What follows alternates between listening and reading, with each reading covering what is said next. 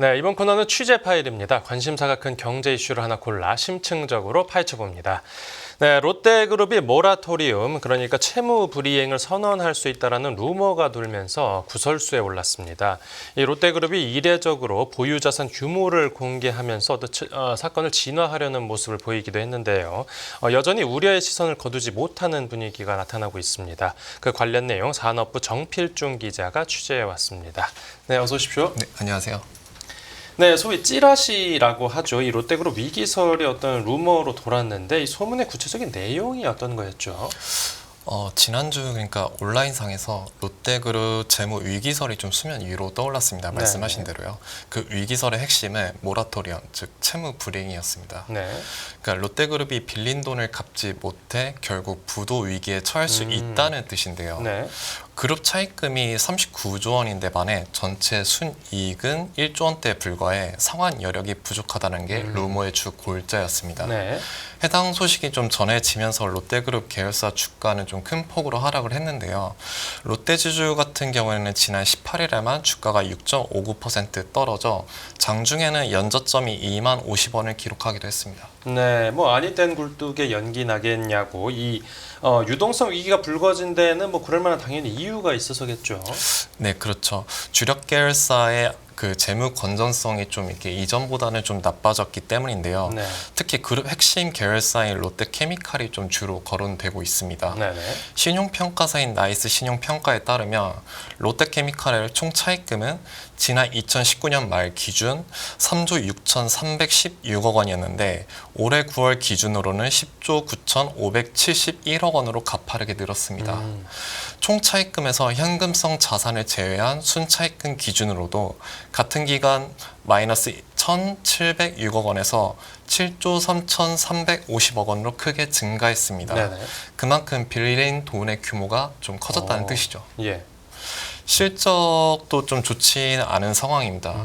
롯데케미칼은 지난 2019년 말 연결 기준으로 1조 1,073억 원의 영업이익을 거둘 정도로 좀 탄탄했는데요. 네네. 올해 3기 누적 기준으로는 6,600억 원의 영업 손실이 나기도 했습니다. 그러니까 뭐 잘 빚을 많이 내도 잘 벌어서 갚으면 되는데 네네. 문제는 이제 벌기보다 오히려 지금 까먹고 있는 상황이네요. 그쵸. 네네. 그리고 이제 유통을 좀 담당하는 롯데 쇼핑도 케미칼에 비하면은 상황은 좀 나은 편이긴 한데 네. 외형적 확장에는 그래도 좀 어려움을 겪고 있는 상황입니다. 예. 올해 올해 3분기 기준으로 전년 동기 대비 9% 증가한 1,550억 원의 영업이익을 냈지만 매출은 3조 5,684억 원으로 같은 기간 4.6% 줄었습니다. 네. 그리고 2019년 말 연결 기준 롯데쇼핑의 매출액은 17조 6,220억 원에 달했는데 작년 말에는 14조 5,559억 원으로 약 3조 원가량 감소했습니다. 네, 그러니까 빌린 돈은 많은데 돈을 못 벌고 있으니까 앞으로도 빚을 이제 더 못 갚게 되는 상황이 벌어질 수 있을 거란 뭐 또 그런 공포감 이런 생각들이 이제 루머로 만들어져서 도는 것 같은데, 네네. 근데 루머가 완전히 틀린 것도 아닌 게 뭐 실제로 롯데케미칼에서는 최근에 채무 관련 문제가 불거졌습니다. 네, 맞습니다. 롯데케미칼은 지난 21일 실적 부진에 따른 재무 악화로 회사채 기한 이익 상실 사유가 발생했다고 밝혔습니다. 네, 기한 이익 상실이요. 네. 여기서 그 기한 이익 상실이란 돈을 빌려준 금융기관이 만기가 오기 전에 회수를 요구하는 것을 말합니다.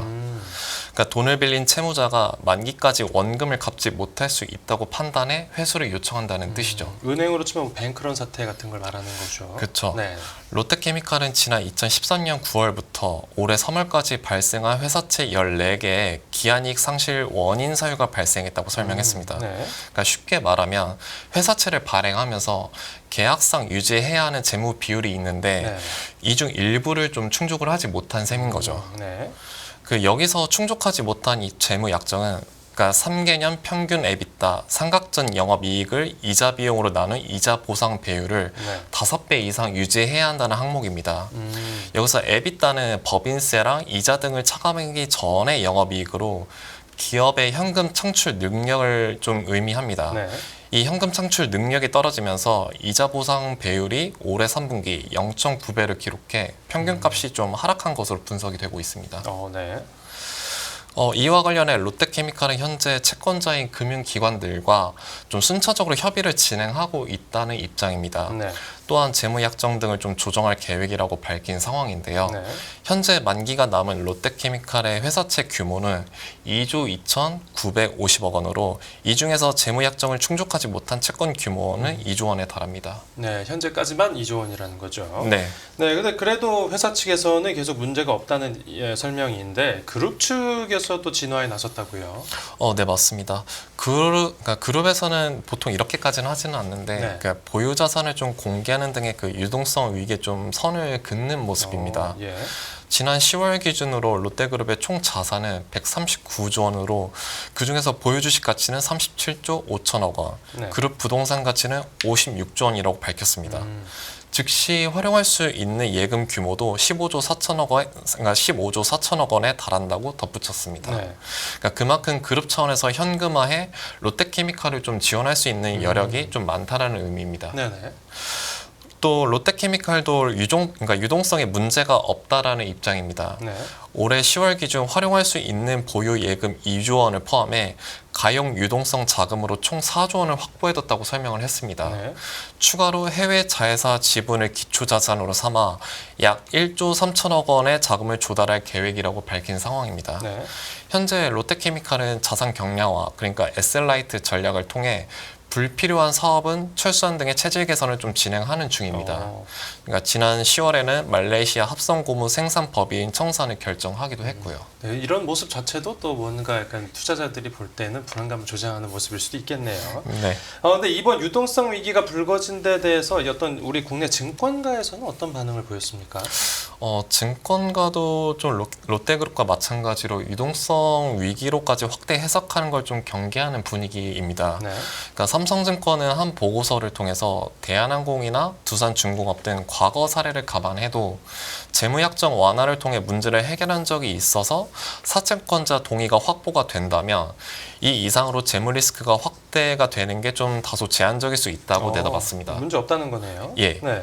그리고 롯데쇼핑과 관련해서도 유동성 위기는 좀 없을 것이라고 이게 좀 내다보는 게 그 업계 중론입니다. 네. 그러니까 신영증권도 그 보고서를 이게 좀 내놓으면서 계열사 업황 그리고 실적과 무관하게 롯데쇼핑 위기설을 언급하기에는 다소 무리가 있다고 설명을 했습니다. 네네.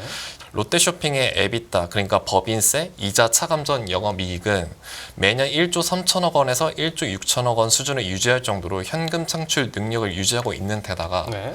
백화점 등 주요 사업의 업황 불확실성 속에서도 효율화 작업을 진행하고 있다는 게 주된 이유입니다. 네, 뭐 회사에서도 괜찮다라고 설명을 하고 있고 네. 또 증권가에서도 위기까지는 아니라고 이제 보고 있는 건데 네. 근데 그래도 뭐 이렇게 루머가 돌고 이 정도 이렇게 할 정도면 뭐 진짜 괜찮은 거 맞습니까? 우선 이렇게 좀 주가상으로는 그래도 좀 다소 낙폭을 좀 제한해서 좀 잠잠해진 상황이긴 합니다. 네네.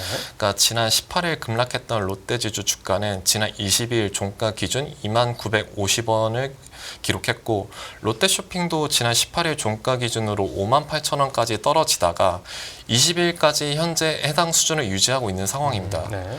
롯데케미칼도 65,900원까지 밀렸는데 뭐 최근에 66,400원으로 소폭 상승하기도 했고요. 네, 근데 오늘 주가 상황을 보면 이제 다시 또 낙폭이 커졌네요. 롯데지주가 2%대 떨어지고 롯데케미칼은 1%대 떨어졌으니까 뭐 위기가 완전히 종식됐다 뭐 이렇게 보기엔 좀 어려운 것 같습니다. 네, 여전히 좀 남아 있는 상황이죠. 네네.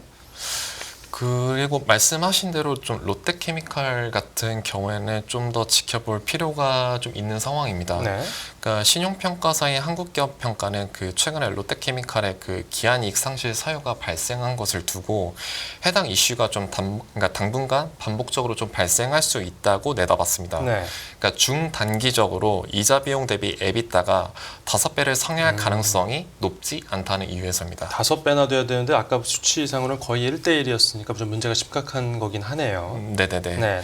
그리고 신용평가사인 나이스 신용평가는 그 채권자들이 재무 약정상 변경 동의를 하더라도 최근 채권 금리가 상승한 그런 측면도 고려를 해서 네. 이자율 상향을 요구할 수 있다는 가능성을 제시하기도 했습니다.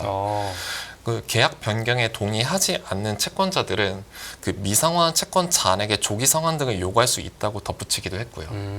네네. 뭐 이거는 가정이긴 합니다만 네. 만약 기한이익 상실이 선언이 된다면은 해당 채권은 물론 다른 채권의 기한 이익 상실 역시 선언이 될 수 있습니다. 네.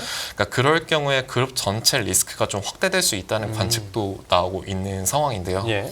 그러니까 그룹 계열사인 롯데건설은 그 지난 2월에 롯데케미칼이 보증하는 조건으로 회사채를 발행한 적이 있습니다. 네네. 그러니까 롯데케미칼이 기한 이익 상실이 선언이 된다면은 그러니까 롯데건설 채권 역시 그 여파에서 자유롭지 못하다는 뜻입니다.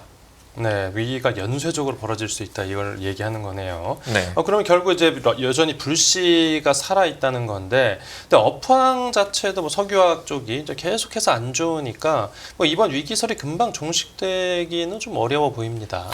네, 맞습니다. 그 최근에 한국신용평가는 뭐 세미나를 통해서 내년 업황이 불투명한 산업군으로 석유화학과 건설, 2차 전지 등을 꼽았습니다. 네. 석유화학은 중국 설비 준공으로 인해서 글로벌 수급이 악화할 것이라고 좀 내다봤고요. 건설은 미분양 및 부동산 프로젝트 파이낸싱 등 사업 여건상 부진이 이어질 것으로 전망이 됐습니다. 네. 그 점을 고려해서 내년에 중점적으로 살펴볼 그룹으로 롯데그룹과 SK그룹 두 그룹을 지목했습니다. 네. 한국신용평가에 따르면 롯데그룹 상반기 매출 포트폴리오상 유통이 36%, 석유화학이 29%, 건설이 12% 등을 각각 차지한 것으로 나타났습니다. 예. 그러니까 그룹 포트폴리오에서 80%가 비우호적인 환경에 놓인 만큼 이를 면밀하게 살펴보겠다는 것입니다. 네네. 게다가 이들 산업군은 좀 구조적인 문제에 좀 직면해 있다 보니까 자체 노력만으로는 좀 해결하기는 쉽지 않다고 한국신용평가는 내다봤습니다. 네, 또 이제 모레에 이제 당장 롯데그룹 정기 임원 인사가 예정돼 있는데, 뭐 지금 비상 상황인 걸 감안하면 좀 대대적인 변화가 있겠죠. 네, 그러니까 업계에서도 좀 그렇게 좀 내다보고 있기는 합니다. 네네. 그러니까 좀 아무래도 이런 위기설도 좀 같이 불거지다 보니까 신동빈 롯데그룹 회장이 좀 결단을 내려서 올해 인사에서도 일부 세대 교체가 일어나지 않겠냐는 관측이 지금 나오고 있는 상황이긴 합니다. 네. 그러니까 신 회장은 이전 정기 인사에서도 새로 롯데를 강조하곤 했었는데요. 네.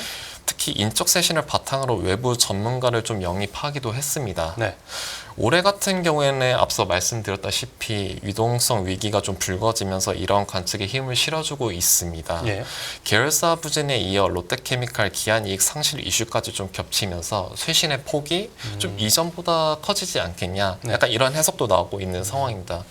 그리고 내년 3월 임기 만료를 앞둔 대표로는 이동훈 롯데지주 대표와 강성현 롯데마트 대표, 남창일 롯데하이마트 대표 등이 지금 있습니다. 네, 알겠습니다. 네, 오늘 취재 파일은 여기서 마무리하죠. 잘 들었습니다. 네, 감사합니다.